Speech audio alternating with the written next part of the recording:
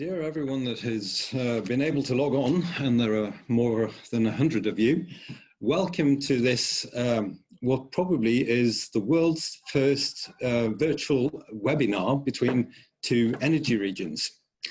I'd like now first to give the word to one of the organisers, who is the General Consul for Norway in Houston, and it's the General Consulate in Houston who is organising this together with Greater Stavanger from the Stavanger region in Norway. So please, Ms. Hilde Skorpen, the word is yours.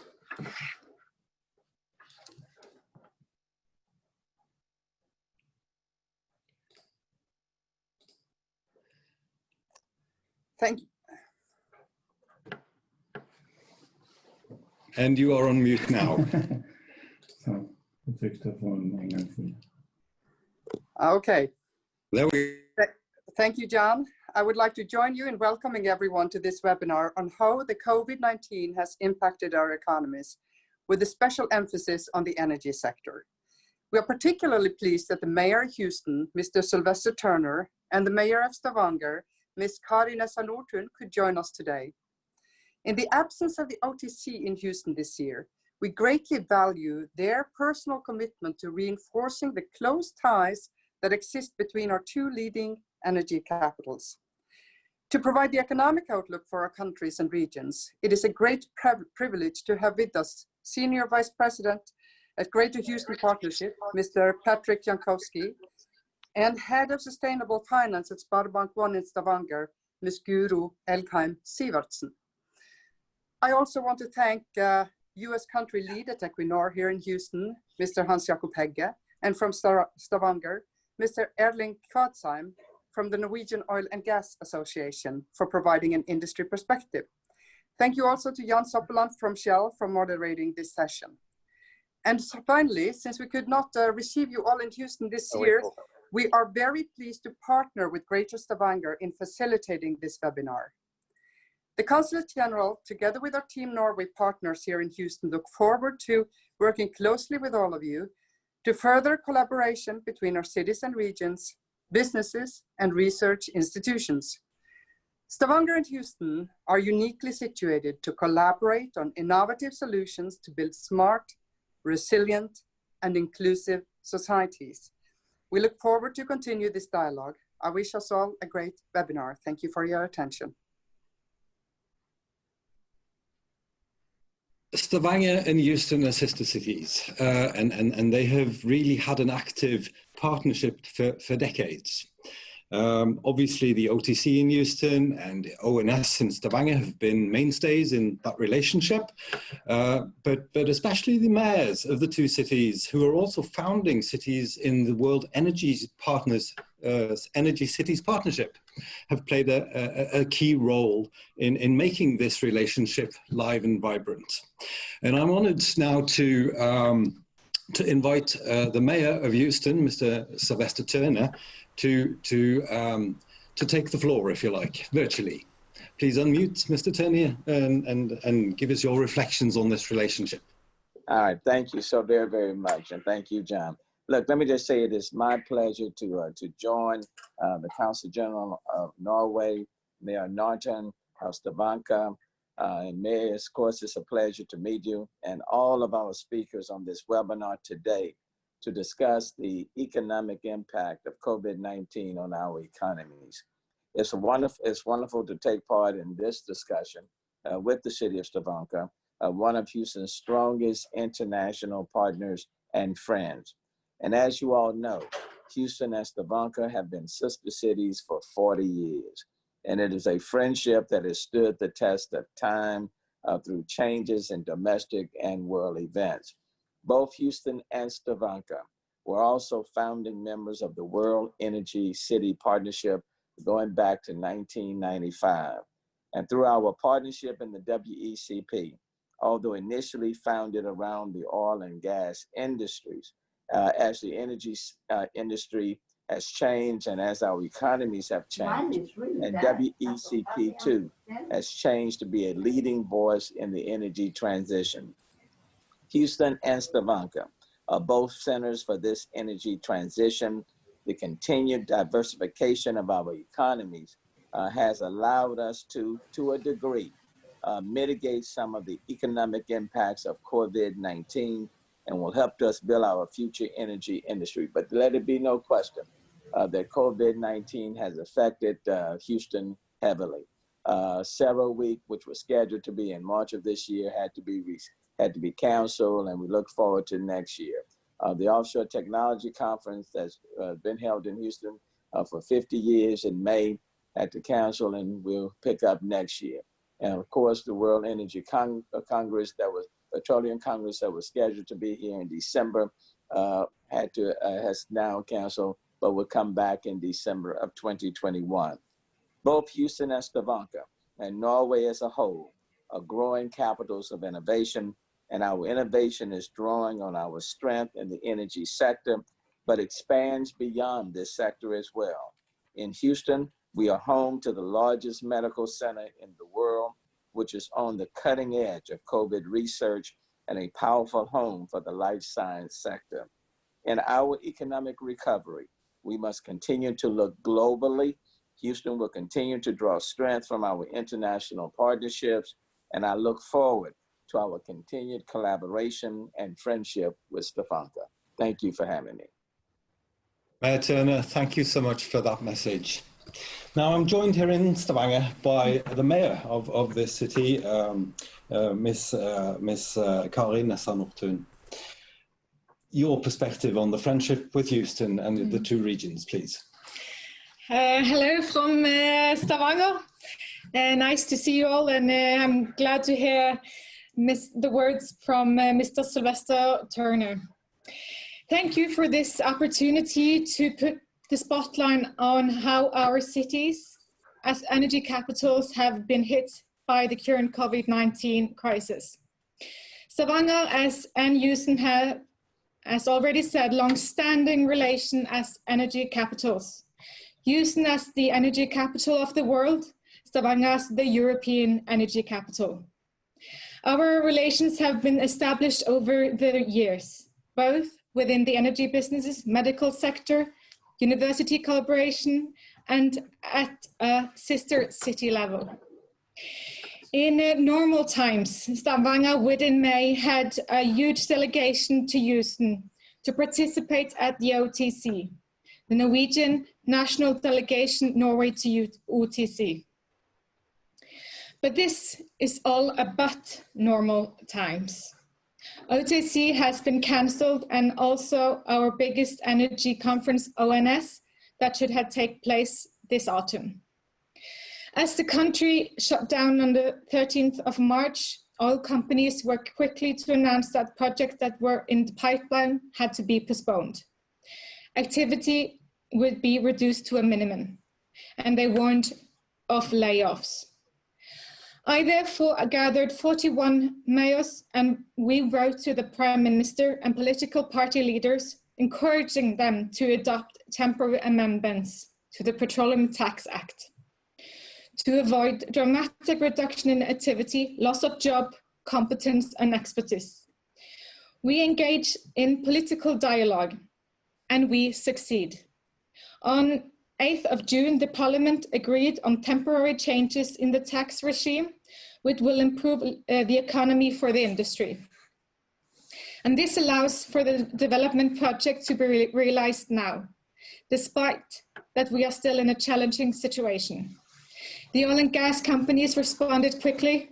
They have already submitted development plans for several oil and gas projects, which secure thousands of jobs, both in Stavanger and the rest of the country. In fact, I just arrived from a launch of a large project, which is now able to set sails due to these important tax changes. The oil and gas companies have announced that development plans to electrify several oil and gas fields are underway, which will contribute to sustainable reduced CO2 emissions. Although there are concerned voices arguing that Stavanger and Norway are increasing its oil dependence, I see possibilities. It is the same supply industry that is developing offshore wind, that is developing offshore oil and gas projects. The competence to develop offshore fish farming is building on the competence from the oil and gas industry. Developing full-scale solution for carbon capture and storage will not have been possible without the expertise in the oil and gas industry, neither with the development solution for realizing the hydrogen economy. Global warming is one of our time's greatest challenges, and we must reduce emissions sustainably, and we are in a hurry. I am therefore very pleased that Norwegian oil and gas industry has developed a climate strategy and updated its climate targets. To meet the goals that is set, the industry must work to demonstrate hydrogen as a fuel in offshore shipping by 2025, and also work for European industry to use hydrogen produced from Norwegian natural gas to CCS in their production. And we also need to develop Norwegian position in renewable energy from offshore wind power. However, this tax agreement also has set new goals for the industry to reduce their emission by 50% by 2030.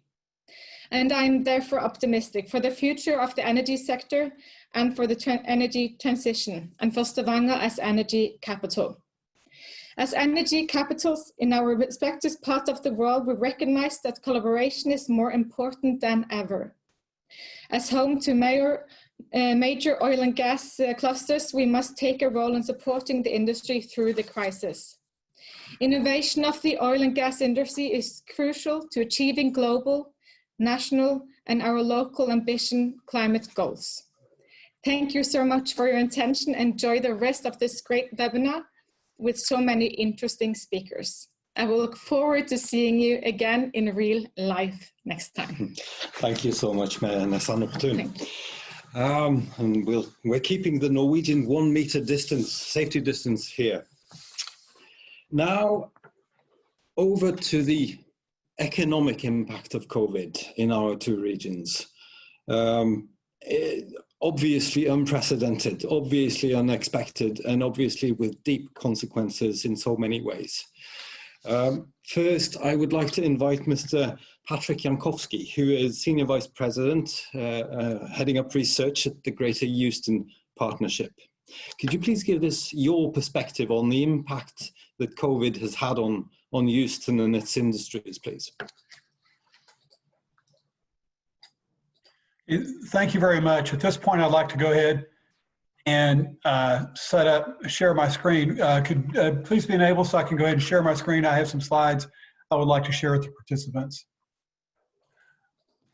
Would the host please allow me to share my slides? I just had a pop-up that said that it's been disabled. Okay, it's in the works. Okay, thank you. Zoom is new for everybody. It should be okay now, Patrick. Okay, thank you. Okay.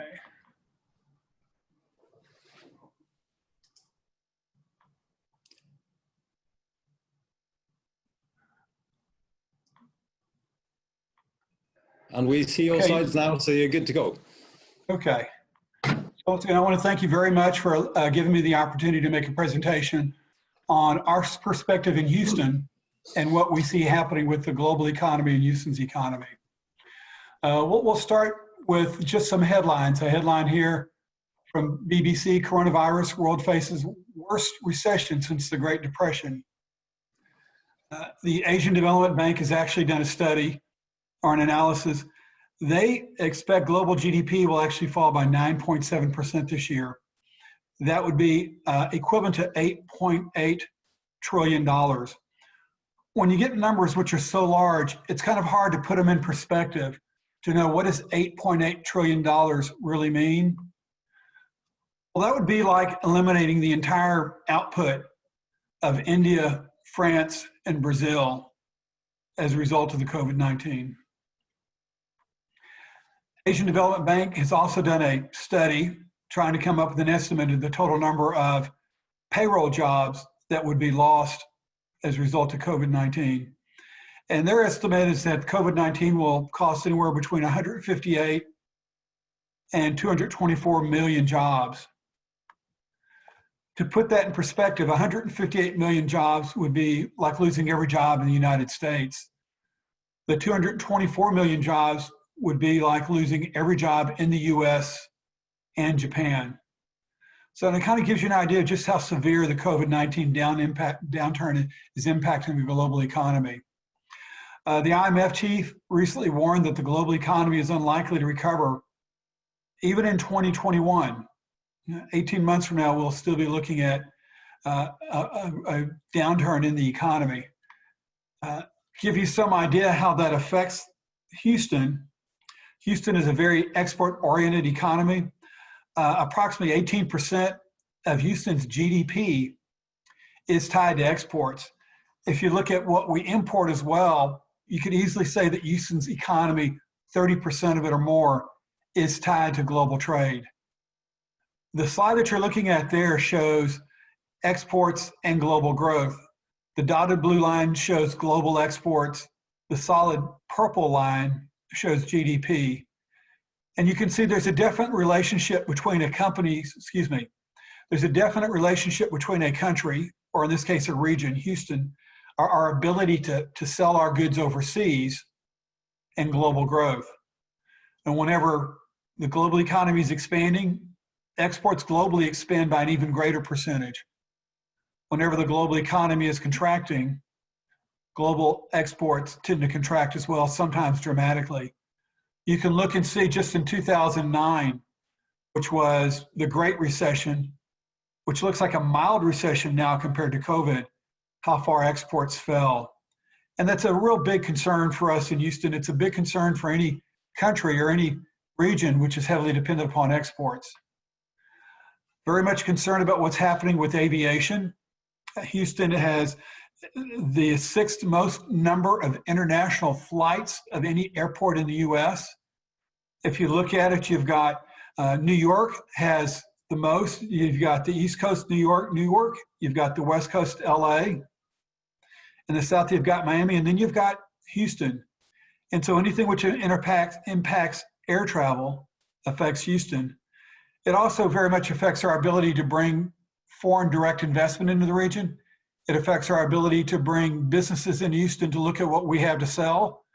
It affects our ability to reach out overseas and expand Houston's economy by selling into the global economy. The International Air Transport Association doesn't expect domestic travel inside the US to return to its pre-COVID level until 2022. They don't expect international travel to return to its pre-COVID level until 2024. Huge implications for countries like, for places like Houston and Stavanger, since we're very much dependent upon being able to get around the world to be able to interact and conduct business. Crude is obviously struggling very significantly. If you look at what Yahoo is saying for future crude prices, crude is trading in the mid-30s right now. When I'm talking about crude, I'm talking about West Texas Intermediate, which always trades a little bit below what Brent trades at. And we're looking at a year from now, crude still not being above $40 a barrel. For the US, that's very crucial because a study by the Federal Reserve Bank of Dallas found that most companies in the US need at least $30 a barrel just to cover their operating costs. So at this rate, they're able to cover their operating costs on existing wells, but the same study found that most US firms need oil above $50 a barrel and actually closer to $60 a barrel to profitably drill a new well. So we're looking at oil prices a year from now, trading below 40. If you look at it going down to November at 41, 18 months from now, based on the futures market, we're looking at crude still trading at a level which allows you to make a profit at existing wells, but not drill any new wells. And that'll affect production, that'll affect profitability, but have a huge impact on Houston's economy. What you're seeing on the screen right now is the US rig count. And the rig count is a great index of what's happening in the oil and gas industry, kind of a leading index of what's happening in the oil and gas industry in the US. If you go to the far left, you can see the US rig count got up to just shy of 2,000 rigs at what we refer to as the height of the fracking boom. The rig count peaked at 1,931 rigs in September of 2014. During the fracking bust, which took place in 2015 and 2016, the rig count fell to 404 rigs and gradually recovered up to close to 1,000 rigs, a little over 1,000 rigs. But now, as a result of the COVID-19 pandemic, the drop in global oil demand, the expected continued depressed level of global oil demand, and weak oil prices, you can see the rig count has fallen below 300 rigs. That is the lowest level for the US rig count going back to the 1940s. Once again, I will say that's the lowest level on the US rig count going back to 1940s. So what we've seen is, obviously there's less work taking place in the field. So we've seen massive layoffs out in the field. When you have so many fewer rigs working, there's less need for new rigs or to replace broken equipment. You'll cannibalize the existing equipment, or for consumables. We're seeing significant layoffs in the manufacturing side of oil and gas. And just recently, in the last 2 weeks, we've started seeing announcements of the exploration firms, notably companies like Chevron and BP, announcing they're making significant reductions in their staffs. So we're seeing a downturn in employment across the oil and gas industry. At one time, the oil and gas industry in Houston employed, and I want to say, when I say the oil and gas industry, I'm going to be referring to exploration and production, oil field services, oil field equipment manufacturing, and engineering. At one time, the industry employed over 300,000 people in Houston. The latest data shows that the employment has fallen to below 220,000. If you look and see since April, just a year ago, and this is the most current data that we have, the data for May will come out on Friday. Houston alone has lost 29,000 jobs in oil and gas over the last 12 months. Houston, since the peak of the fracking boom, has lost over 80,000 jobs. The oil and gas will always remain important to Houston. It is the world's energy capital, but we're concerned that it's not going to be the driver of the economy that it has for so many years. Houston has been blessed by having an industry that provides something which the rest of the world needs, and that's energy in the form of crude, or energy in the form of gasoline or diesel or aviation fuel, and also petrochemicals. But we started seeing this already with the needs to change energy consumption patterns because of global climate concerns. And it looks like we did start to see a downturn or a flattening of demand in many parts of the world for liquid fuels. And now that flattening has turned to a downright demand destruction, drop-off in demand as a result of COVID-19. But we have been working very hard to try to come up with new industries that we're going to be recruiting to Houston. And you see some of them there on the screen. You see our clean energy generation, where we're trying to capture carbon, grow our solar and wind, work with hydrogen fuel cells, and also digital oil field. And that's where we've been gathering an awful lot of data related to the oil and gas industry and how the oil is produced, trying to come up with a better understanding of how can we do it most efficiently. Looking at ways to better store the energy we're developing, the electric energy, looking for technology, just looking for different ways we can remain the energy capital of the world. One thing is Houston has a huge engineering talent. If you look at engineers and engineering techs, we easily have over 70,000 here in the Houston region. And one of the things that we are trying to do is find out how do we take the engineering talent, which has been so focused on finding oil and gas, and then using that and leveraging that in these other areas.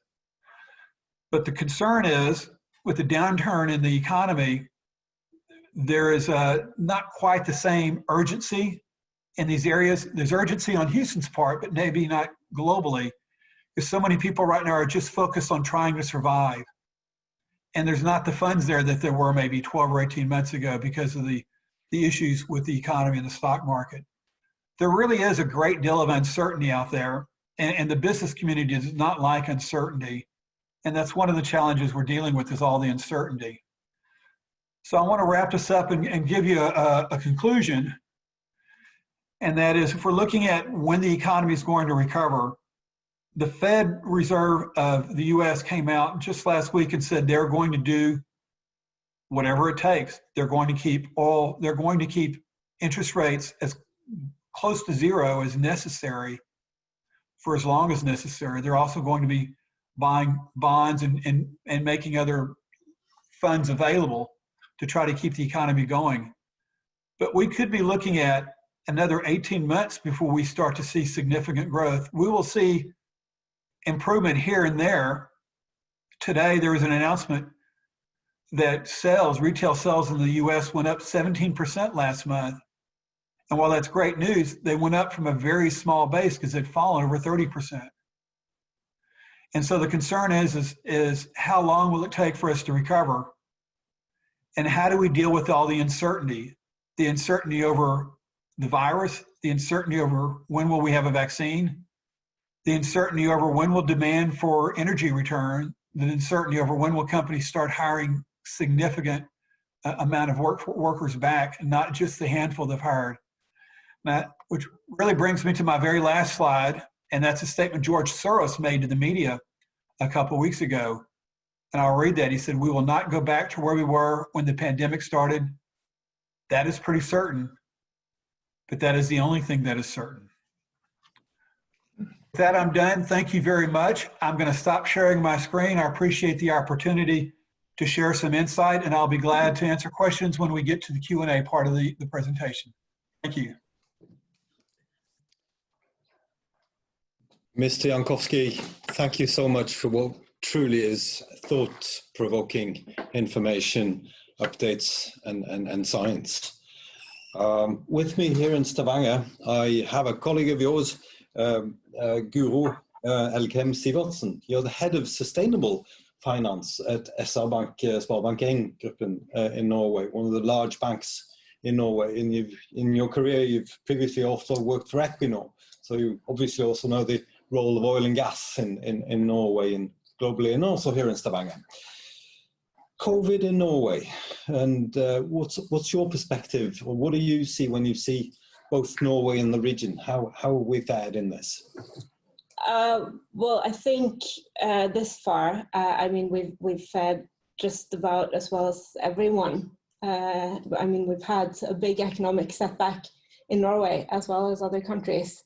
And we've had the double crisis, so to speak, with both the COVID-19 outbreak and the oil price plummeting. So, but then again, I see that we have a government who is willing to go far and is able to go far to try to put in measures that will help us get back on track.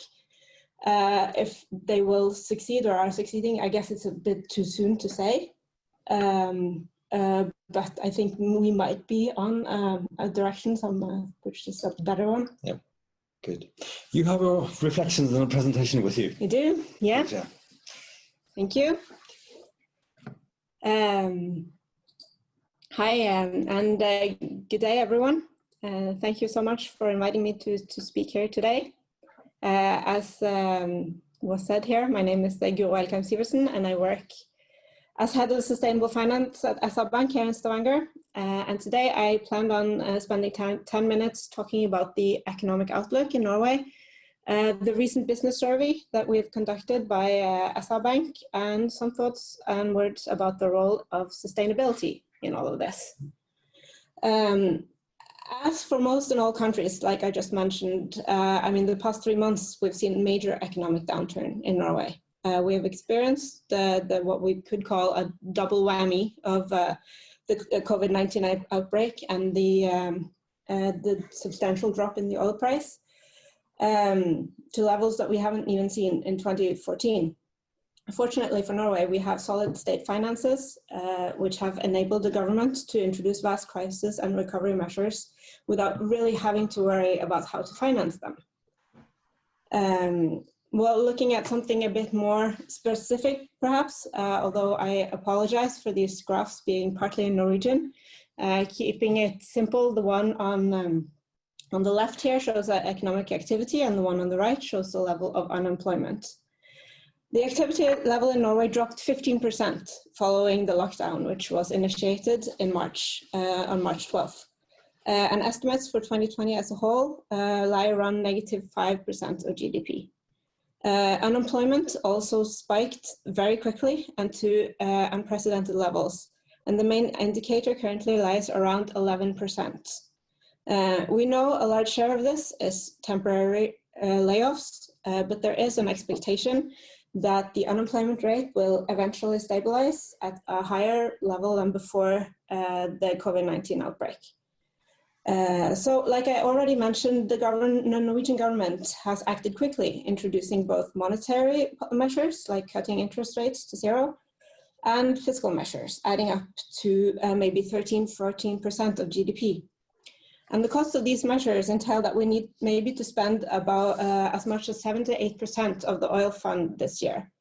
But mind you, this is not breaking with the fiscal rule of 3%, as this is intended to be an average over time, and there's allowance to stretch in the times of need. Now we'll turn to the business survey, the Konjunkturbarometer. This is administered by SR-Bank 3 times a year, where we ask 600 business leaders about their future outlook to get a feeling of the business sentiment in our market area. The last survey was conducted at the end of April this year, and thus represents a very relevant point in time observation of the Norwegian real economy. It should be acknowledged, though, that since the end of April, there has been additional recovery packages presented, especially one released just last week geared towards the oil and gas sector, which is important, as well as the gradual reopening of the society, which should add some positivity to the business sector. But anyway, the main findings in the survey are as follows. 1, sharp fall in companies' expectations, especially within oil and gas. And second, downturn for all sectors. And as a consequence of these two, increased unemployment. So the observations from the business survey generally reflect what we see in the macro.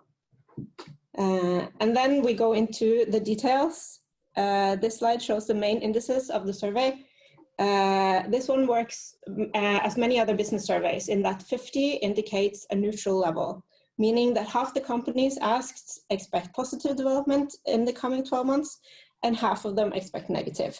So a level below 50 means that a majority of companies expect negative development in the coming 12 months.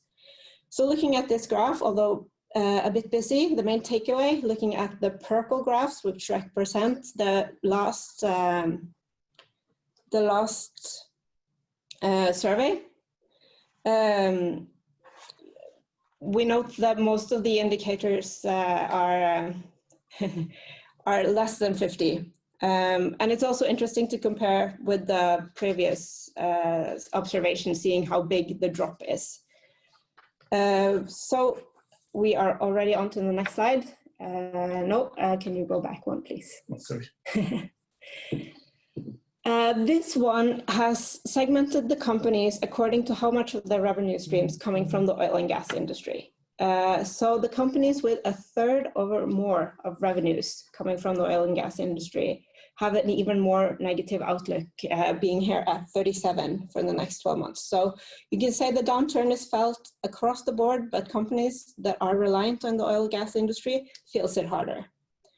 And this can be also seen on the next slide, which goes back to all the main indices.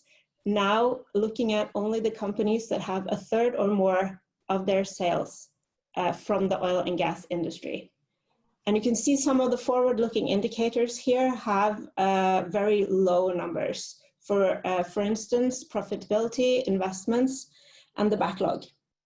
Actually, looking at the backlog, you can see the other bars on historically back to 2015 and the previous oil crisis, the backlog expectations numbers were not as low in this period. So this is a pretty abysmal number. I'll have to repeat, though, that the package presented by the government last week will hopefully and probably have an effect on this outlook. Having said all this, there is a matter that is also very important, and that is looking ahead, maybe 8-10 years, who knows, and into what more and more people expect will be an energy transformation. If demand and regulatory conditions for producing and selling oil and gas will change, as we will expect in the coming years, it's very important for companies in these industries to make sure they're not leaning entirely on this one sector. And in Norway, we've seen great progress in respect to this in the past few years, with the companies branching out into renewable energy, aquaculture, infrastructure, increasing their export share, so they're not entirely reliant on the Norwegian continental shelf. And further development within these areas and finding potential new ones is absolutely important going forward. We've also included a couple of questions about sustainability in our business survey. And we were especially curious to see how the outbreak of COVID-19 had influenced this in this time around. And what the numbers show is actually that the high number of companies already responding that they regard sustainability as strategically important, coming in around 80%, it's still at that level. And the second question on this slide shows that almost all of the 600 company asks in the survey expect to be working just as much or more with sustainability in the coming period. So even if many feel as if though they're looking into times of substantial economic hardship, they do not believe they will solve their issues at the expense of sustainability. And that's reassuring to me, at least. So then to quickly sum up the outlook for the Norwegian economy, there are definitely substantial risks and uncertainties. COVID-19, the economy, financial markets, and the oil price, just to name a few. And in the short term, we wonder how to reopen after Corona, how fast and how much, and will we have to close down again? And when can the economy function as normal, and what is normal again at this point? And we don't know many of the long-term repercussions of the Corona crisis, for instance, the effect on the real estate market. But we do have some very important dampeners or cushions to these uncertainties. The government still have tools left in their toolbox, both when it comes to fiscal and monetary policy. We already have low interest rates, increased spending of oil money, and a weak currency backed by solid state finances, which all should stimulate economic activity going forward. But I think the success and continued growth of businesses probably lies in their ability to transform and restructure their business to fit the future that we're heading towards. So to sum up again, the fact that we have the oil fund, solid state finances, and in general a high trust in government to make good or at least decent decisions makes the Norwegian economy perhaps a bit more resilient toward shocks like we've had this spring. That being said, the crisis is definitely felt by the Norwegian public, and as most other countries, we don't know exactly when we'll be back on track. Exactly. Thank you so much. So in essence, Norway has a cushion. Without oil and gas, it wouldn't have had that cushion. And now we are heading towards the future where that oil and gas industry may have to find a smaller role, and we need to really go after opportunities in a more diversified industrial context. Right. Thank you. Yeah. I want at this point now to shift maybe our emphasis over exactly to the industrial context. And first of all, I would like to invite Mr. Hans Jakob Hegge, who is Equinor's US country lead, to give his perspectives. Good morning to you, Hans Jakob. Is he with us? Yeah. He is with us. Fantastic. Excellent. Could you share with us your views heading up Equinor in the US? How has that changed due to COVID? and what sorts of differences do you see between running Equinor's business in this situation in the US as opposed to Equinor's business now, the way it's running in Norway, for example? Yeah, thank you for the opportunity to speak, and it's good to be here with Consul Skorpen, the Mayor Turner, and Nordtun. And I also appreciate the presentation of Patrick and Guro. So first of all, a few reflections on the virus and the price war. It's unprecedented times. It has already changed the way we work. I think it's close to 100 days now since the pandemic was announced, and we have seen 400,000 lives being lost. And we then as individuals, we miss meeting colleagues, of course. We miss people meeting in the coffee bar and hugging each other. So that's a new situation for all of us, and it has had significant impact on people's lives and as well as the industry. So in terms of the industry in Equinor, we started off looking at long-term and short-term effects. The global economy is slowing down. We see factories, societies, refineries shutting in. We see a very unbalanced market. I agree with Patrick that we would most likely have 12 to 18 months before we see more balance in the market. In my previous job, I was the group CFO, we just came out of the previous downturn, which was painful for Stavanger. It was painful for Houston. And when I arrived in Houston, I saw increasing optimism coming back. Now we're not through another painful period. In the US, I see differences. We operate in different states, and states handle this a bit different. Local economy are typically more sheltered from the global economy, but we also see local economy shutting in. And the demand for oil has dropped significantly, 20 to 30%. So I agree with the notion of a double whammy.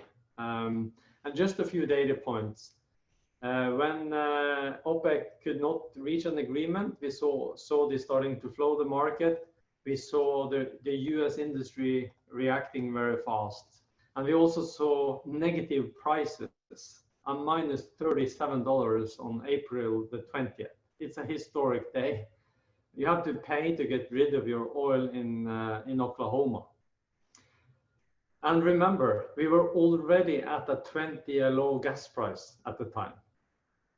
So when you have 1.6 Henry Hub and you establish a business based on 6.8 or $7 Henry Hub, and you realize a 1.6, you're in a very different state economically. So the unconventionals were the first to adjust. They shut in significant part of the wells and the production. And in Equinor, in January, before the price war, we shut in 60% of the wells and cut 60% of the investment budgets. That was the first one in Equinor to move, actually ahead of our peers. And later they have come with 30 to 50% typically investment cuts in the budgets. It is painful. It means contractors in local societies are not engaged in the business, in the industry to the same extent. We are losing competence and capacity as a result. We have concerned mayors and senators reaching out to the industry to see how we can fight and withstand this pressure together. We also saw clearly that unconventional projects were delayed, and in terms of production, dropped from 13 million, which is record high in the US, to 11.5 in May. But I think we would see even more forceful numbers as the impact of run to failure on wells are kicking in. Just one illustration in North Dakota, one of the 50 states, they have moved from 1.4 million a day, which is a considerable production for one state. Compare that to Norway, it's still quite big for one state in the US, dropping down to 1.1 and tipping under 1 million a day.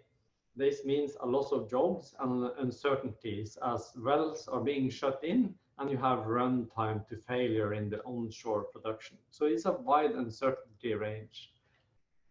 Then in Equinor, we have handled this through scenarios. We looked at 4 drivers in terms of the virus: the medical driver, the economic driver for GDP development in 1 to 2 years, supply chain implications. We looked at societal consequences and the geopolitical.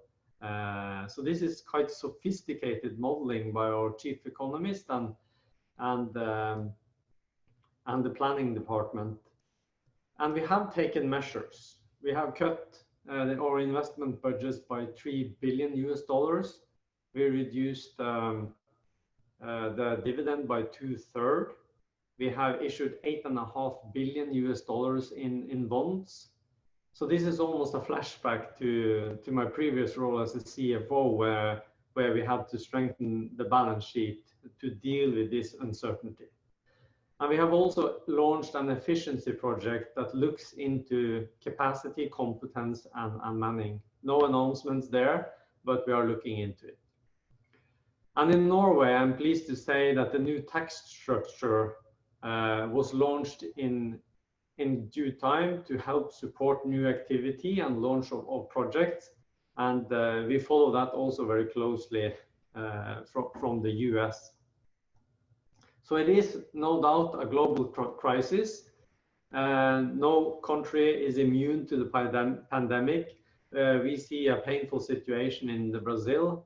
In the US, we have been handling it in our states in a relative solid way. So our operations haven't been impacted to the same extent as in Brazil. But we see, of course, a growth in the number of viruses over the weekend. And it's a reminder that we need to stay very disciplined as individuals to continue to fight the virus. Let me also say that in Equinor, we haven't lost sight of our climate ambitions. There is less focus on Greta Thunberg and climate demonstrations. Lately, we have seen a different set of demonstrations and huge engagement for the right reasons in the US, and we sympathize with that. It is heartbreaking to see also how the discrimination issue has been playing out over many years. So we make a clear stand there. But let's not forget about the climate ambitions, and we have stood firm. We have moved forward with the Northern Lights CCS project with Shell and Total, and we're continuing the Beacon Vine project in the coast of New England. When we complete it, it will provide energy to more than 1 million households, and it's clean energy. From an employee perspective, with 3 months working from home, we just conducted a survey, and the feedback was very positive from most. They recognize this fast transition into using Teams and new technology. We just had a town hall with our CEO this morning, broadcasted to 30+ nations. I have had inspections of our oil field rig in Pennsylvania through an iPad. So the operator was carrying the iPad around, and I could ask my safety questions. So these are just examples of how we have changed. We actually see a lot of opportunities. An engineer in Norway can sit at Tasta and actually assist a GOM project offshore through the iPad. We also see that it's possible to collaborate and integrate more efficiently and avoid some of the traveling and negative impact on climate. So summing up, it is unprecedented times. We've never seen anything like it. We expect the commodity price to stay low for longer, and that's why we are preparing for that. There is a risk that the industry is overreacting, being overly cautious, and that could have significant impacts on the industry, the capacity to actually fulfill what we're all striving for, and that is provide affordable energy to a growing population. I look forward to the Q&A. Thank you so much, Hans Jakob, and also for reminding us in there that the COVID situation is very different in different parts of the world, and as we in Norway kind of draw sighs of relief, more or less these days, because things seem to be kind of normaling out. In other places, it looks dramatically different. I'm joined here in Stavanger now by Mr. Erling Kvadsheim. He is, or you are, Erling, the Director of International Affairs with the Norwegian Oil and Gas Association. And your association organizes practically all of the E&P companies and large parts of, at least the larger service and technology providers on the Norwegian shelf. Now, you have also been key to the processes in Norway in the past weeks. You have headed up the committee, if you like, from the industry, who put forward this suggestion to government of really putting together a big tax break for oil and gas in Norway. How did you go about that? And how does the industry look now? And are we in a situation, as Hans Jakob here alludes to, that we may be risking underinvestment in the years to come, so that we end up in a situation where we cannot actually provide the energy that the world needs? What is yours? Thank you, Jan, and good morning, everyone. Good morning, Houston, and good afternoon, Stavanger. Thank you for the invitation. And good evening, Asia, actually. And good evening, Asia. And thank you for the invitation to talk here at this webinar. I mean, as we all know, the COVID-19 pandemic hit us really hard in February, and already in the beginning of March, on the 12th of March, actually, the government literally closed down the country. It's the most dramatic government intervention in modern times, apart from times of war.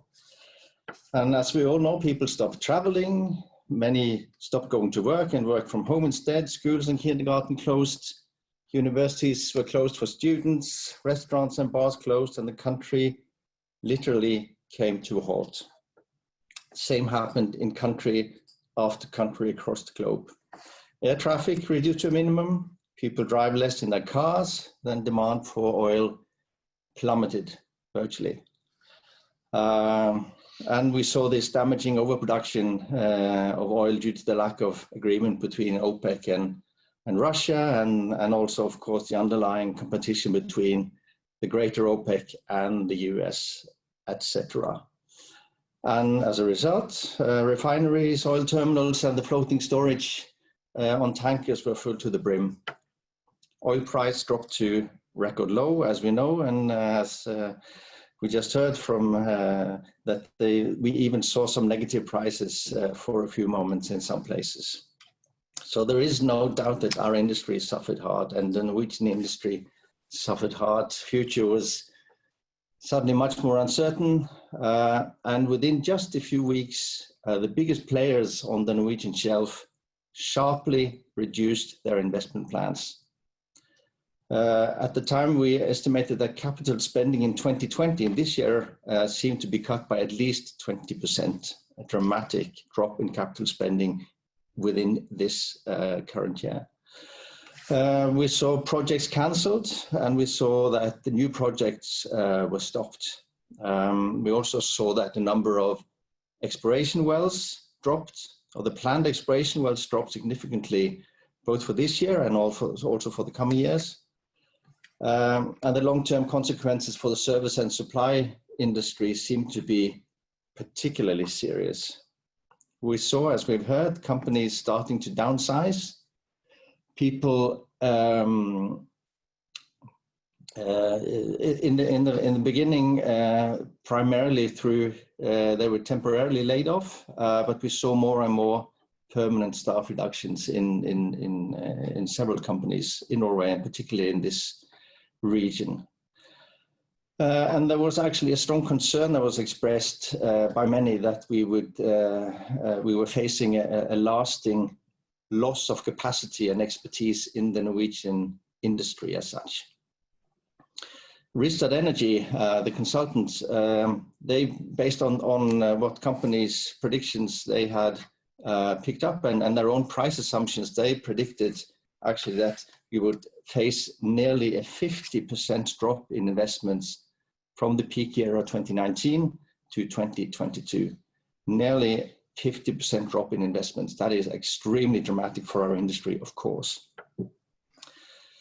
So in this grave situation, the Norwegian Oil and Gas Association, as you said, Jan, needed to act. And we immediately had two priorities. One was to handle operational issues in order to keep up the production and gas deliveries to Europe, including safety issues. And the other one was identifying more long-term measures that could help the industry and by so, in fact, also the Norwegian economy. And to make it, just to make that stated very clearly that through this period, the Norwegian oil and gas industry has produced according to plans, and gas deliveries to Europe has not been affected by anything else than the market. So we have produced and we have sold gas to Europe, even in this demanding period. The operational issues that were related to COVID-19 have primarily included or have been things like delayed maintenance and postponement of unnecessary or unessential projects. And of course, very importantly, movement of personnel across borders and to and from offshore installations. But there's no time to go into all these issues, but I'll be happy to take questions at the end if there are any.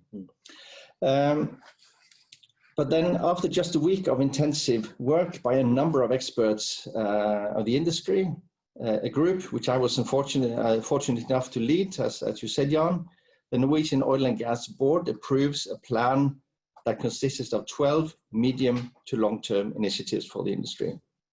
The list included several general measures like related to licensing and awards of new exploration activity. Also related to the growing offshore wind power industry that we see in Norway, and also some general cooperation issues between operators and suppliers. The list included some direct proposals to the government regarding supporting the development of a commercial CCS value chain, R&D, funding mechanisms, supporting the industry's green shift, and so on. But first and foremost, the list included a proposal for a temporary change in the petroleum tax regime. In Norway, we often talk about stability and predictability, but we now actually, the industry as such, started discussing or challenging that by discussing changes in the petroleum tax regime. What we in short suggested was to allow expensing of investment costs in the year of investment rather than over 6 years like today, including the current uplift allowance in the same year rather than over 4 years as the system generally is. What that does is that it brings cash flow forward in time and provides the necessary liquidity for oil companies. We estimated that this scheme would be neutral for the taxman, but he would receive his tax payments a bit later. So lower tax payment early, higher tax payment for the industry at the later stage. There are lots of details in this, but what we estimated that this proposal, if carried through, would lower the break-even price for the identified projects on the Norwegian shelf with on an average around $10 per barrel. This would result in far less projects being stopped or cancelled, and therefore continued activity in the service and supplier industry, which was a very important part of the debate. There are other tax proposals or elements in this tax proposal, but there's no time to go into all the details. What we then did was to work hard with politicians and with civil servants to convince them of this idea, and also all the other proposals on our list. And after a couple of weeks, the government forwarded a proposal to the parliament for a temporary tax change for the oil companies. This doesn't happen very often in Norway. But the proposal that was given by the government was, well, it was to some extent along the same lines as the industry's proposal, but it would not lower the break-even price and not lift any of the large postponed projects over the decision thresholds.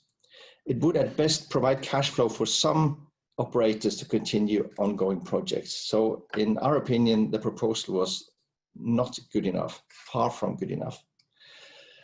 And then when this was put on the table for the parliament, the political debate really started. We could talk about hours about a very interesting political debate about our industry in Norway. All sides of politics took part, but the debates were good debates. They were proper debates, ranging from climate issues and the green shift to the importance of our industry to the national economy, and particularly the importance for employment. As we've seen, the unemployment rose very quickly at that in the beginning. So we took our part in providing information like we always do, and making sure that the industry's voices were heard. What we also did, quite interestingly, which is quite interesting, is that we spent a lot of time on forming alliances with other stakeholders, with other trade associations, with the trade unions. We worked with a large number of mayors, local politicians, and other stakeholders. The Stavanger branch of the Confederation of Norwegian Enterprise, NHO, they did a very important job. But I will, on this occasion, particularly like to recognize the extremely important job that the mayor of Stavanger, Kari Nessa Nordtun, did in gathering support from her large network of mayors and other stakeholders around the country. That might have been one of the decisive actions through this whole process. But since we have a minority government in Norway, at the moment, it needs an alliance with other political parties to get legislation to the parliament. And then on this particular issue, the parliament came to a very broad consensus, luckily, on a support package that was far better than the initial proposal from the government. There will be direct expensing of investments. There will be delayed tax installments. There will be regular payment of negative tax balances to the companies. The uplift allowance remains on a level that secures acceptable tax neutrality, and so on. It will only apply to projects approved or put forward the next couple of years, but it will last for these projects until first oil. But, and that is very important, the parliament and the government at the same time expressed very clear expectations that projects should be started, that jobs will be saved, that green investments and energy efficiency projects will be included. But all in all, we are satisfied, or maybe I should even say very satisfied with the outcome. It proves that we have responsible politicians that see the importance for Norway for this industry, and that this industry is an important part of the energy transition.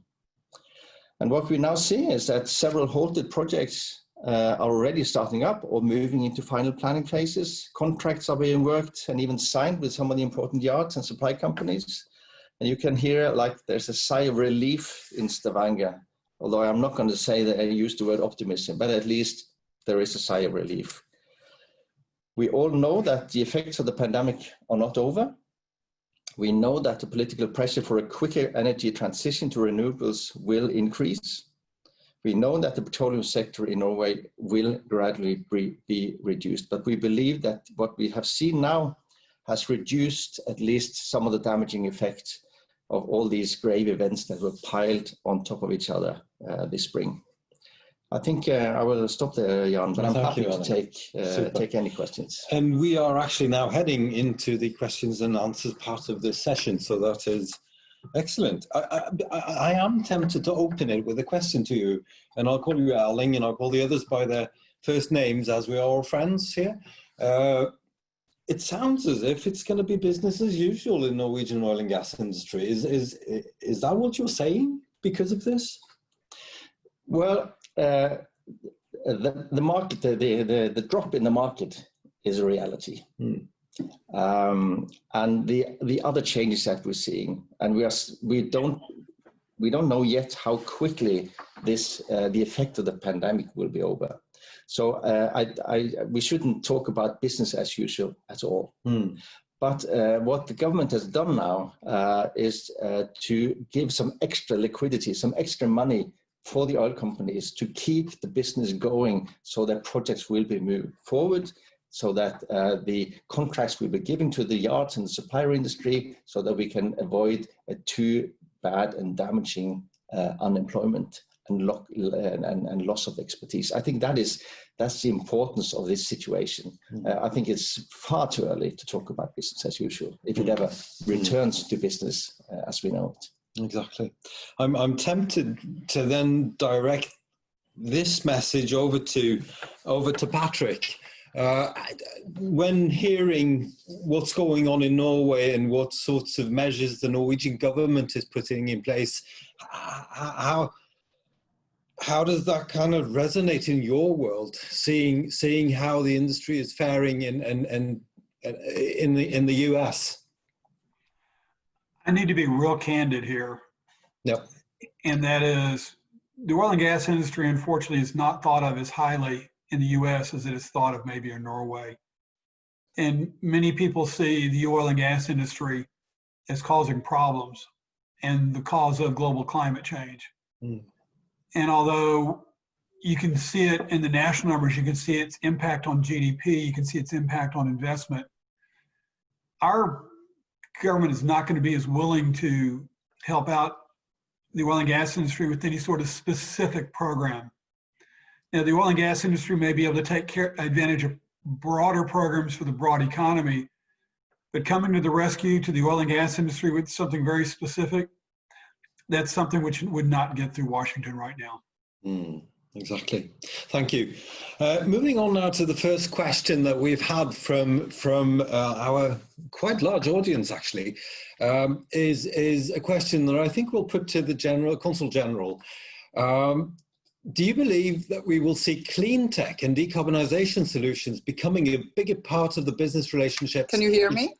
Yes, I can hear you now. Can you hear me? Can you hear me? Yes, we can. Can you hear us? Excuse me, can you hear me? Now, yes, we can hear you still. Can you hear us? I can. Now, could you repeat your question, please? Yes, I will. Do you believe that we will see clean tech and decarbonization solutions becoming a bigger part of the business relationship between Houston and Stavanger after COVID-19? And this is a question from Sindre Børstein. Okay, thank you very much for that question. I think that goes sort of straight to the heart of the energy transition that we are now all finding ourselves in the midst of. And we have for some time worked on these issues. We had our annual maritime conference in 2019, for instance, where decarbonizing that industry was the topic. We will continue having that as our topic also for this year's webinar. And Houston has just launched a very ambitious climate plan, and I see definite areas for cooperation there. Part of the climate plan is ambitious targets for electrical vehicles. And Norway, as most know, is the country in the world where we have most electrical vehicles. And I think it was just last year that we actually passed the milestone where more electrical vehicles were sold than traditional. And by 2025, the goal is that all vehicles, new vehicles bought, should be electric. And we also know that there is an ecosystem that is being developed in parallel with transitioning to electric vehicles that also is benefiting other industries. So I see definite areas for cooperation, that also within the oil and gas industry itself, as that industry has to take steps to become more climate friendly, if you want, within sensors, robotics, and so on. So exactly, and these are areas you see that both Stavanger and Houston can mutually kind of support each other in their developments. Yes, I see that we have very, very sort of similar. We are on similar path. Innovation is, I think, key to our future relationship, and that is within all the industry, also within the traditional oil and gas industry. So, and if I may, there will be a webinar on 24th of June on offshore wind. And we also see opportunities there, both in the maritime industry and for traditional oil and gas companies to tap into that. So exactly. I encourage everybody to join that webinar. Thank you. Sounds like a great opportunity. Moving on to the next question, we actually have two from Anuj Chopra. And I'm going to pick one of them, and I think I'll pose it to you, Guro. Do we now see, because of COVID, a fundamental shift in energy consumption and energy production? And if you will COVID affect the timeline of that? Well, I think that COVID has definitely shifted both the demand and the production as of right here and right now. I guess we can also keep in mind, though, that the expectation for energy demand was expected to increase with the growing population and growing the economic growth in general. So I don't think if that's a topic you can touch into here is if the sort of energy transition or the green transition will be successful because of less energy demand. I don't think that's where it's heading. I mean, we need to find another way to produce this energy and also use it more efficiently, probably. Yeah, and I'm tempted actually to insert a question of my own, and this is building on Patrick's reflections, really. You said, Patrick, that currently there are kind of no funds for oil development, but I'd like to follow up. Are there any funds for any other developments with energy, or are they all drying out because of this uncertainty with investors? Well, I think, well, this is a difficult question. But I mean, we do see a lot, maybe taking the European Union as an example, they have a great push behind their green new Green Deal. And as part of that, they launch investment programs looking into green energy all the time, also after the COVID-19 outbreak. So I think that there will be funds available for these projects, but I think maybe this current situation will make it take a little longer before the funds and the projects sort of meet up and make themselves happen. Okay. Also in the green sector. Also in the green sector. Exactly. May I add something to that also, please? Absolutely. One of the problems, most of all the funding for the oil and gas industry in the U.S. comes from the private sector. What we saw during the fracking boom, which took place from 2010-11, actually somewhat even in 16, is the private sector was willing to either make bank loans or private equity placements, or the firms, the oil and gas companies were able to sell bonds or issue more stock. The returns to the oil and gas, from the oil and gas industry to the investors have been below what investors had hoped for. And so what we started seeing about 2 years ago is the private sector became more and more reluctant to lend funds to the oil and gas industry. You can't get a bank loan at all now, and you can't issue stock. It's just very difficult now to get funds. And so what we were seeing was in the U.S. oil and gas industry, they were having to rely more on cash flow to fund their operations. And when you see oil prices cut in half, that means there's a lot less cash flow, and a lot of the cash flow is just going to try to stay alive. And so that's a real concern of ours, is that as my colleague said, there is a concern there that we're not making the investments now that we need to make. And we could see 2 or 3 years from now there being a shortage of crude and therefore other fuels. The other thing is, in the US, I'm not sure what's going on in Norway, we are seeing more and more people accepting that you can telecommute and be just as efficient. And you've seen refinery runs in the US that were close to 90% of capacity back in February, now near 70% of capacity. And we're not refining or producing as much because there seems to be a permanent demand destruction to some extent of gasoline and diesel. And so the interesting will see how that play out. There is a growing global middle class, especially in the emerging markets, and there's some hope that as we see a growing middle class in the emerging markets, the demand for gasoline and diesel will shift over to those markets. But that growing middle class, that growth is going to be slowed down by the fact that global growth has slowed down so much. Exactly. Patrick, just one quick thing before we go to the next question. Do you have any insights to whether this trend with investors holding back their money from oil and gas also applies for green energy projects? Not to the same extent, because the oil and gas industry had 10 years to prove itself, and it didn't. Okay. Thank you for a very blunt answer. I think that in order to get through a couple of the questions that we have here, and time is running, and I think that we may take the liberty of extending for 10 minutes, but not more. There is a question here, and I think I'll pose it to Erling as the Norwegian Oil and Gas Association, and please, short answers. It's from Dan Jerry.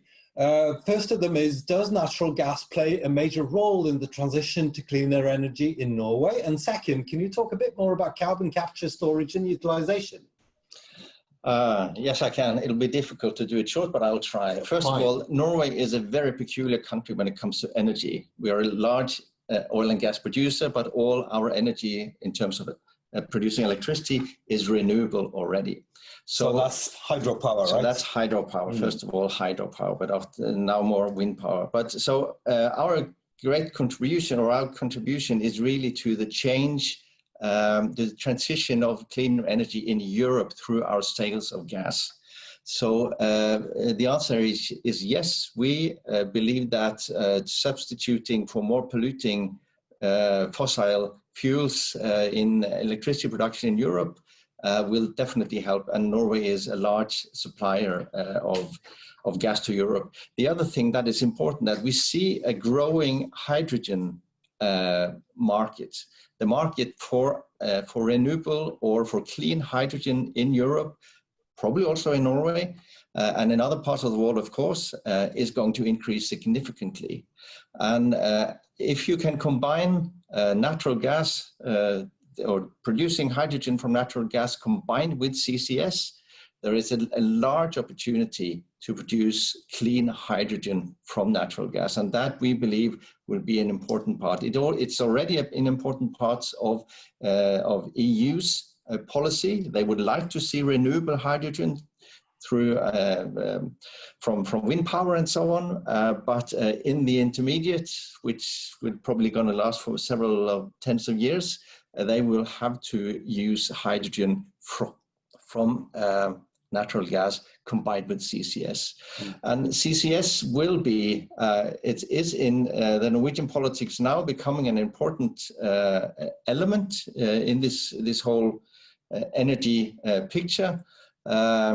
Both in terms of taking care of the CO2 that you produce when you are changing natural gas to hydrogen, but also, as we have seen, and Hans Jakob mentioned, the Northern Lights project, which actually is taking industrial CO2 emissions and putting them into the seabed. Maybe I can chip in on that since Shell is in on it, so I get my say here.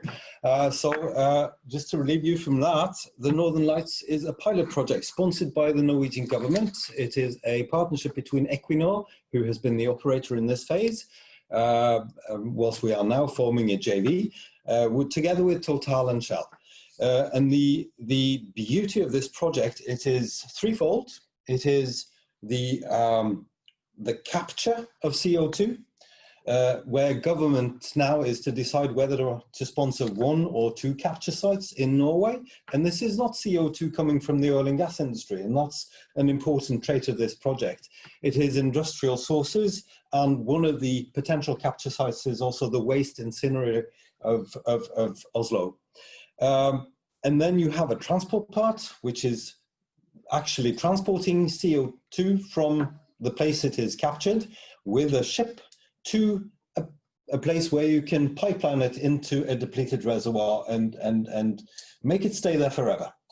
And the real crux of this project is that it aims to create a market for handling CO2. So if you have a cement factory somewhere, if you have a steel mill somewhere, and you have CO2 that you need to get rid of, you can pay for that service. And that is really the Northern Lights project, a first of its kind, creating or trying to create that market and hoping that this can be replicated throughout the world if this proves a success. Exactly. Yes. Let's go on to Eirik, who asks Hans Jakob, what technologies in particular is Equinor pursuing going forward to be in line with its strategy? Well, that's a broad question, but I think traditionally we have taken great pride in IOR techniques, extracting more oil out of already discovered resource, which is of high value barrels. I think those barrels are very competitive these days, supported by ILX exploration to an aging infrastructure. This is a particular important topic for Norway, but you can also see more efficient energy consumption through localizing the resources near where you have the infrastructure, lighter investments. So I could go on the ILX and the IOR topic. I think definitely we are increasing our commitment to green tech energy, the percentage share of the annual R&D budget. First of all, the R&D budget have not been cut to a significant reduction. It's more kept because Norway also have good incentives to keep up R&D activity. So, but we allocate more in relative terms away from oil and gas into different technologies, cleaner fuels, renewables. One of particular interest here in the US, which is might be more exotic, is actually that we have found buyers or gas. Instead of flaring it in North Dakota, we are selling it to a company that buy the gas on the site, produces electricity on the site, and fuel crypto mining or cloud computing. It's very creative, and it's a short distance, which we like, very low transportation, and the computing power is enormous for some of these crypto mining industries, and also cloud computing. So that's more an exotic example. But Hans Jakob, I think that's a perfect segue to the next question, actually, which I'll first pose to Patrick and then to Guro. And that is back to really employment and the talent that we have, both especially in Houston, but also very much in the Stavanger region, talent that is today occupied or has been in the oil and gas industry.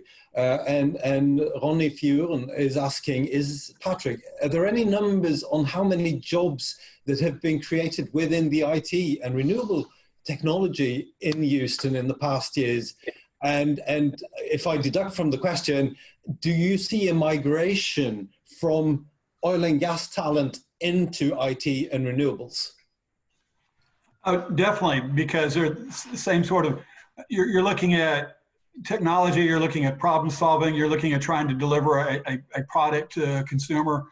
If you think about the energy industry, it's basically a problem solving industry. How do you find something which is 2 miles below the surface of the earth and convert it into a form of energy which can be easily consumed or transported? There's definitely going to be a transition there. We are actually trying to recruit out of California and out of Massachusetts to bring people here to help with some of these more advanced technologies and so forth, and tell them they can leverage what's already here for the oil and gas industry. Exactly. And Guro, from the Norwegian perspective, are other industries now kind of ready to pick up the talent from oil and gas?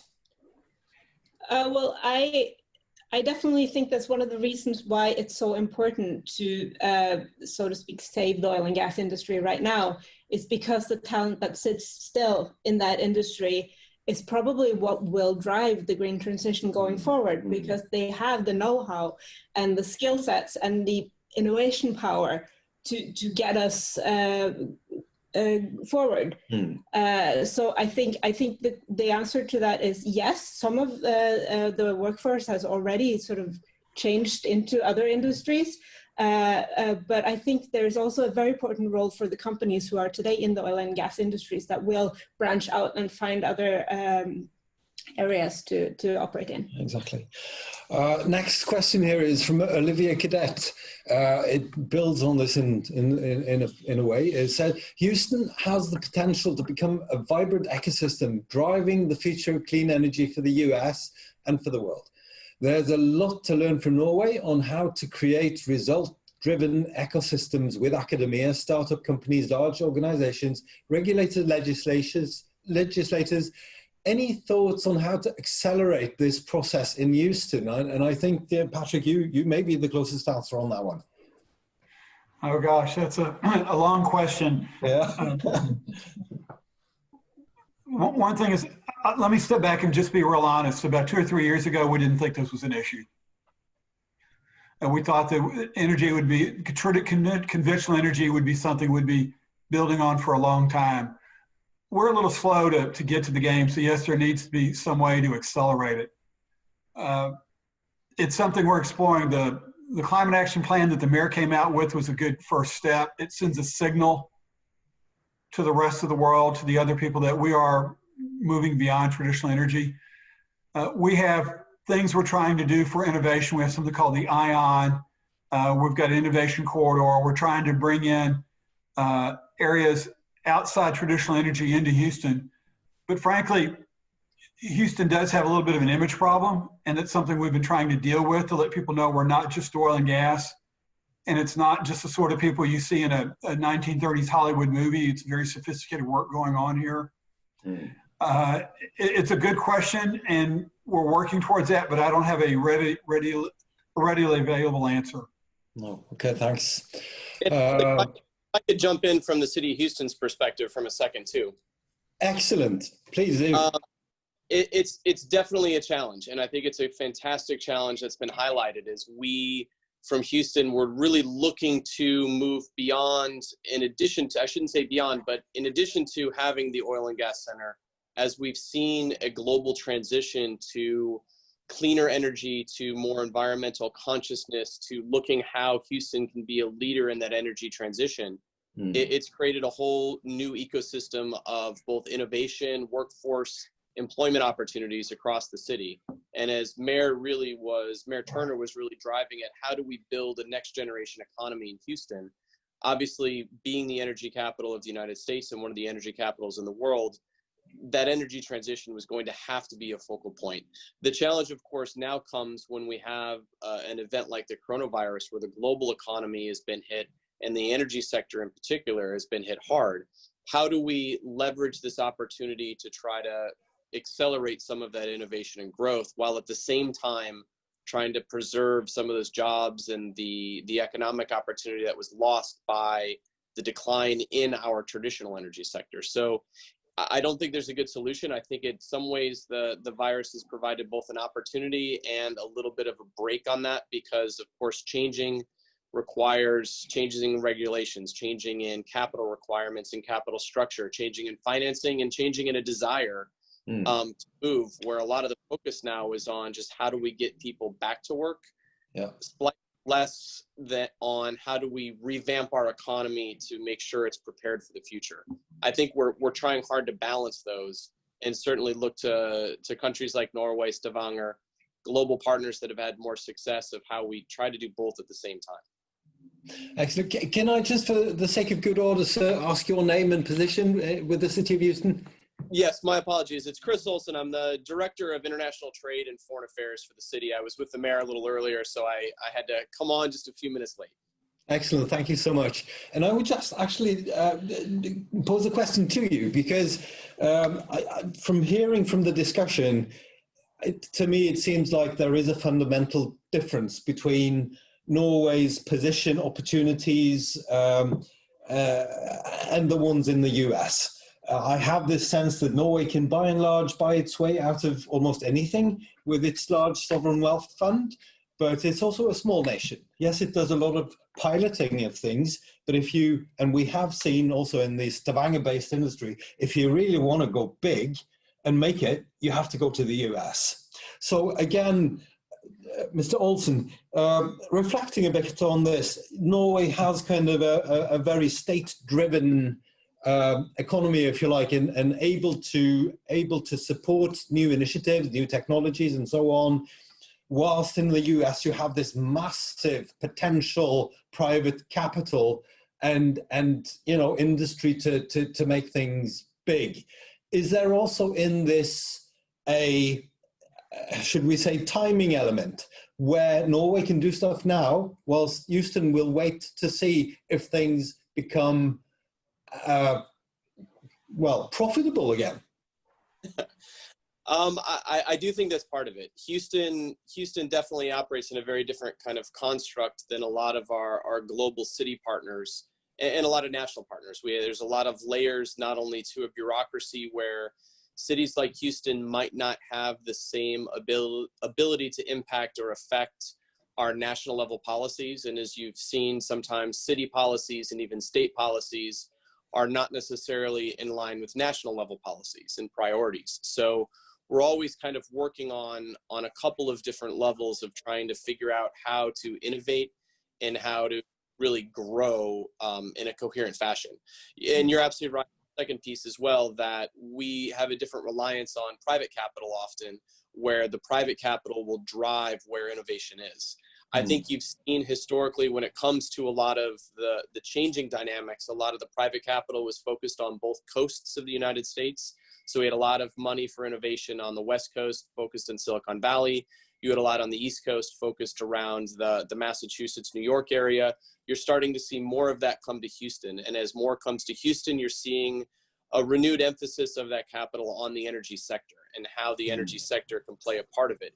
Houston is also a little more on the leading edge of some of the climate action than many expect Houston to be, not only with our climate plan, but the engagement with the C40 and other initiatives. Not what a lot expect from the oil and gas capital of the US and the world, but certainly one that we're trying to work forward on. So it's a hard challenge that we can apply a lot of the lessons from a country like Norway, as you noted, has a very aggressive and robust sovereign capital component, has some little more flexibility just based on size and geography that are hurdles that Houston may have and some of the United States may have, but it's certainly the pros and cons on both sides. Exactly, thank you.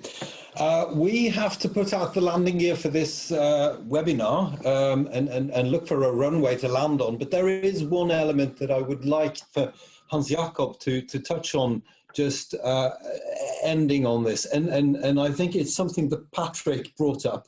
It's the image of our industry and our regions. People think of Houston and Stavanger, they think of oil. And there is a question here from Jonathan Osman.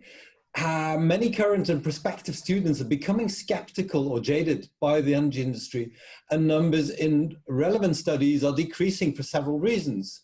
for instance, by the green movement and possibly more so by the volatility in the energy industry. How does the panel approach combating that? So in effect, what do we do, not maybe to preserve an image, but to develop an image that can actually attract the future talent that we need to be able to produce the energy that the world needs? So if I can have very brief comments for that, starting with Hans Jakob, going over to Patrick, then to Guro, and finally to Erling. Hans Jakob. Yeah, so thank you, Jan, for that excellent question and very important. Before the downturn, we were better at marketing that we were part of the problem, but also the solution. We allocate oil engineers into offshore wind projects. Houston and Texas have actually energy efficiency and renewables project which oversees the European. Who thinks of that? How do they do it? How do we do it? No, I'm on the American side, right? How do we do it? We use the market mechanisms. So solar panels and wind farms in Texas are exceeding the European initiatives because the market works. So come and join us, be part of the solution, change from inside. I think that's the marketing ticket for the talent. Thank you, Hans Jakob. Patrick. Just to make it real brief, what we're trying to tell the young people out there is come to Houston and help solve one of the world's pressing problems, that is the transition to clean fuels. And the energy companies are at the table trying to help solve that problem. So we said it's one of the biggest problems out there. How do we transition to clean fuels? Come to Houston and help us do it. And Guro, how do we attract the youngsters with their bright minds, their new ideas into this industry? No, I think there's something about making a credible commitment and acknowledging the obvious challenge and saying we are committed to contribute and then deliver to these commitments, follow up with actual actions. Thank you. And I know, Erling, that this is a very specific issue that the Norwegian Oil and Gas Association has been working actively with for years now. Definitely, and I think it can be summed up like the three of you have already said, that it's about join the industry and change it from within and be part of the change.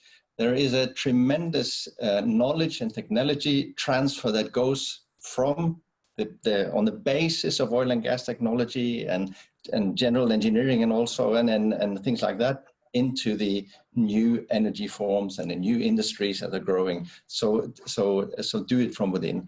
And but we're seeing at the moment is that for Norway, and I assume that is also relevant for Houston, is that we still need to have this complete value chain of industries.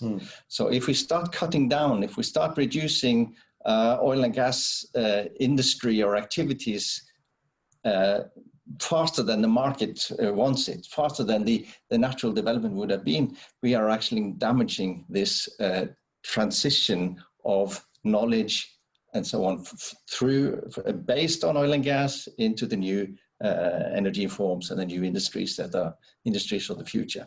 So I think we can do both, but come and be part of it and change it from within. Then it's only up to me to say thank you so much to the panel, both here and in Houston. Thank you to the mayors. Thank you to the Consul General. There are hundreds of people who actually signed up for this webinar who from technical reasons haven't been able to join. We have recorded this, so it will be sent as a link to everyone that signed up for this, so they will all be able to see it. I would just like to finish with a small reflection, and that is, while oil and gas has been fueling our economies now for maybe 50 years here in Norway and over 100 years potentially in the US in different ways, we all think that things are going to be greener. But we all at the same time think that oil and gas will be cheaper. We saw BP yesterday announce that they believe the oil price is going to hover around $55 a barrel into 2050. My big little reflection at the end of this is, how cheap can energy be for us to still have an industry to produce it? I'll leave you with that. Thank you from Stavanger.